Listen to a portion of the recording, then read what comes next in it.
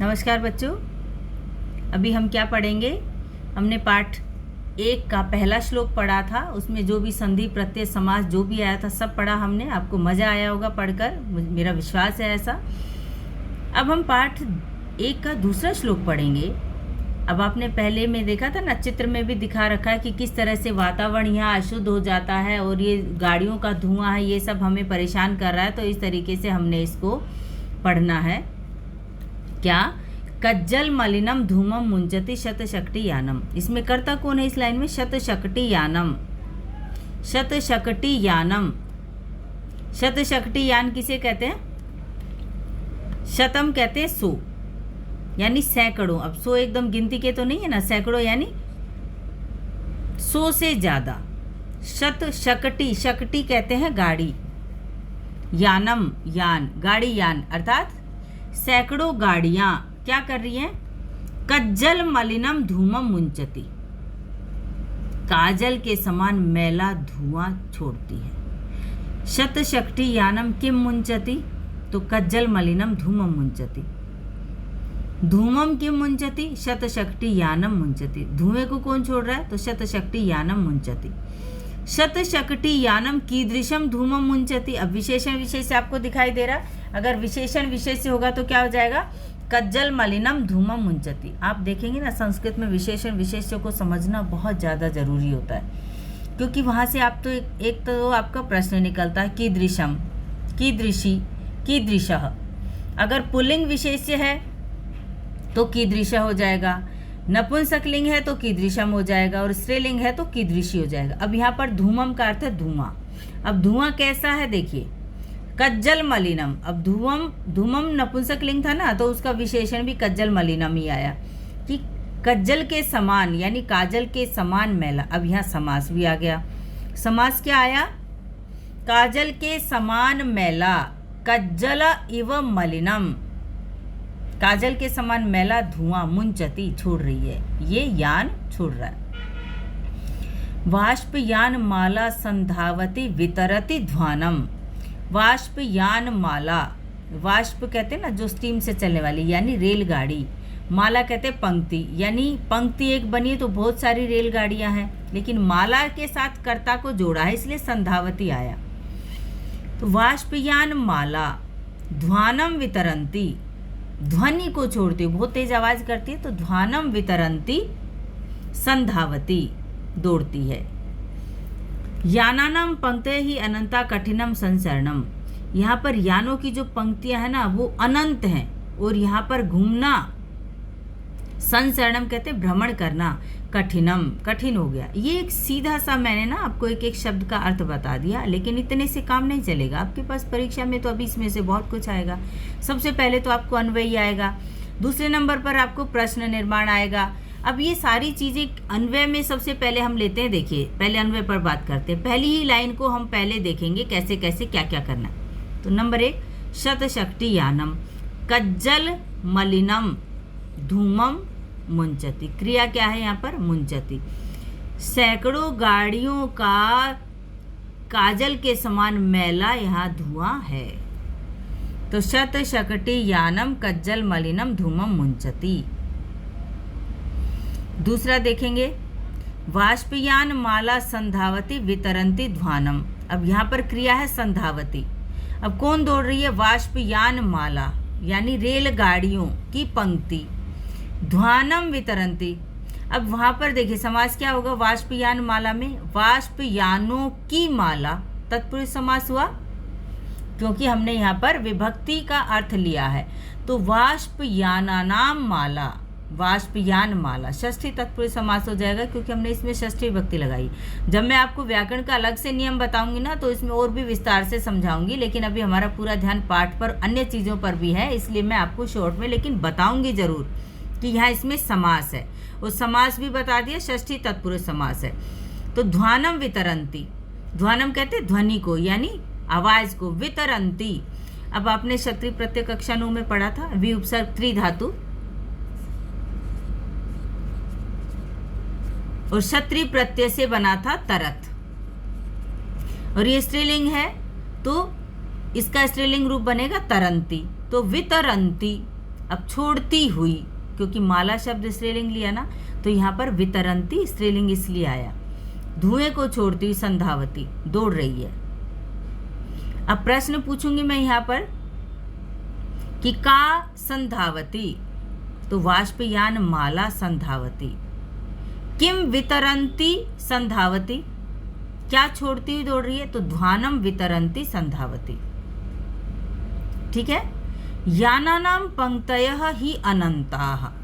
यानानाम पंक्तयः, अब देखिए समास में आपके पास क्या आएगा, समस्त पद बनाना भी आएगा और समस्त पद बने हुए का विग्रह करना भी आएगा। अब देखिए इन दोनों उदाहरण में आप देखेंगे ना, तो ये तो समस्त पद बना हुआ था, तो हमें विग्रह करना पड़ा। हमें इसमें षष्ठी विभक्ति, अब देखो वाष्पयान और माला दो शब्द थे, तो वाष्पयान में हमने षष्ठी बहुवचन बना दिया, तो वाष्पयानानाम, और फिर बना दिया माला, वाष्पयानानाम माला।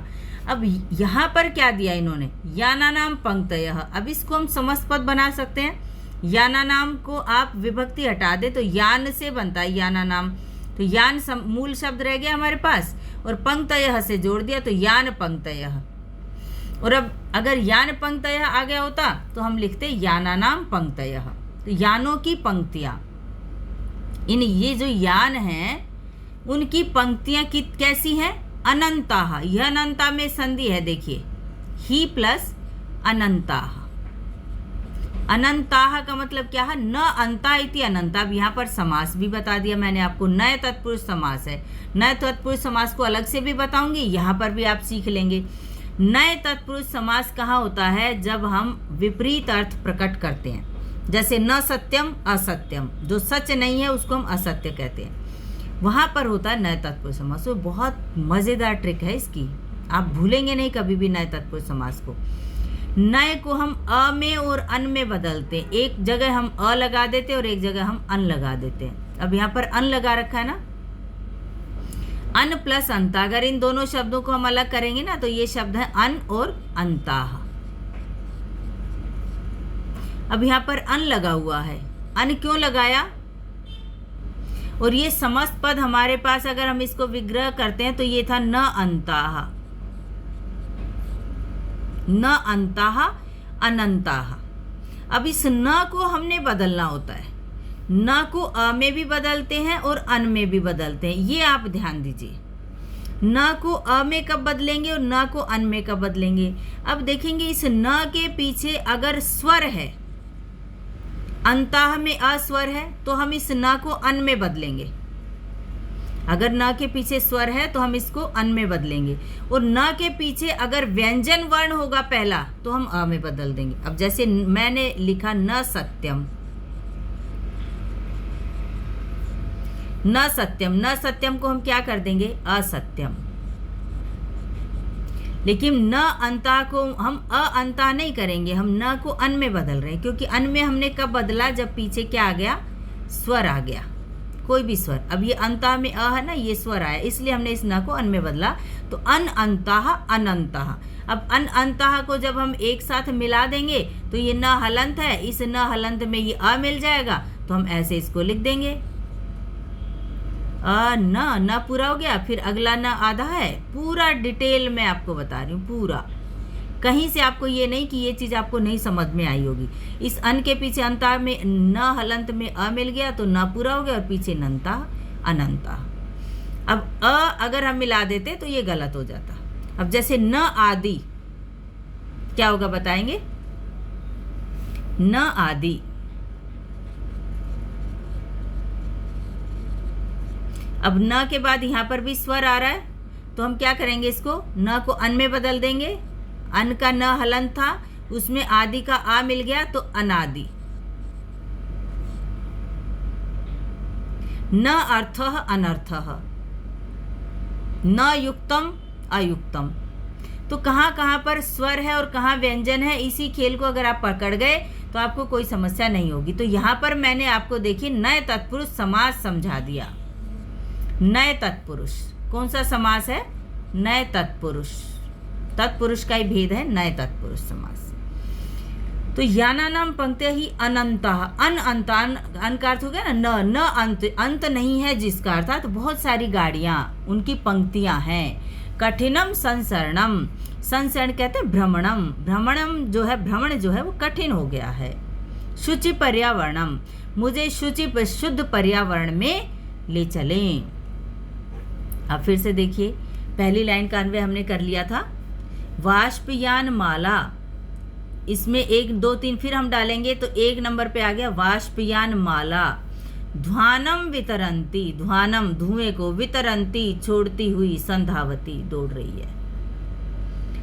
अब यहाँ पर इसको ले लेंगे यानानाम पंक्तयः, इसको अगर लेंगे तो ये साथ साथ ही चलेगा, यानानाम पंक्तयः, क्योंकि मैंने बताया ना कि ये तो एक ही है, इसको हम समासपद भी बना सकते, तो इनको हम बिल्कुल साथ रखेंगे। यानानाम पंक्तयः, ही का अर्थ होता है निश्चय ही। अब इस निश्चय ही का कई बार हमें आवश्यकता नहीं होती, पर बात पे बल देने के लिए यहाँ पर ही आ जाता है कि वास्तव में इस बात में तनिक भी संदेह नहीं है। अनंतः कठिनम संसरणम, संसरणम का अर्थ है भ्रमणम। यानानाम पंक्तयः अनंताः, संसरणम कठिनम यानी कठिनम जातम। अब मैं छोटे छोटे प्रश्न पूछूंगी आपको। आपने श्लोक इतने अच्छे ढंग से समझ लिया है कि आपको प्रश्न का उत्तर जरूर आएगा। संसरणम कीदृशम जातम, संसरण कैसा हो गया है, तो संसरणम कठिनम जातम। यानानाम पंक्तयः कीदृशाः सन्ति, कितनी है, कैसी है, तो यानानाम पंक्तयः अनंताः सन्ति। का संधावति, तो वाष्पयान माला संधावति।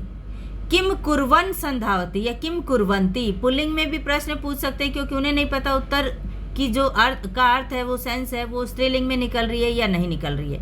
वो आपको देखना है कि उत्तर में जो सेंस है हमारे पास वो स्त्रीलिंग में है। तो किम कुर्वन्ति, क्या करती हुई, तो ध्वानम वितरन्ति संधावति, क्या छोड़ती हुई, धुएं को, ध्वनि को छोड़ती हुई जा रही है। कीदृशम धूमम मुंचति, कज्जल मलिनम धूमम मुंचति। किम मुंचति, शतशक्ति यानम मुंचति, सैकड़ों यानों का समूह। शतस्य शक्ति यानानाम समाहारः, तो शतशक्ति यानम, इसलिए ये एक वचन आया क्यों, ये समाहार द्वंद्व कर दिया इन्होंने। इस तरह से हमने पाठ में श्लोक नंबर 2 पढ़ा। मैं बहुत छोटे छोटे वीडियो अभी आपको डालूंगी, क्योंकि अभी कुछ टेक्निकल एरर होंगे, उनको भी मैं ठीक करूंगी। और आप मुझे जल्दी से ये ज़रूर बताएं कि आपको मेरा पढ़ाने का तरीका कैसा लगा है। ये मुझे भी मोटिवेट करेगा, क्योंकि मेरे पास इतने सालों का अनुभव है, तो मैं जानना चाहती हूँ कि इस तरीके से आपने ऑनलाइन पढ़ाई में भी मेरा तरीका आपको पसंद आया या नहीं आया, ये मुझे ज़रूर बताएंगे। अगले वीडियो में हम 3रा श्लोक पढ़ेंगे, तो आप इसको ज़रूर देखें और एक एक चीज़ को आप अपने पेन से भी लिखते जाएं, ताकि आपको समझ में आ जाए। तो इस तरह से आपने समझ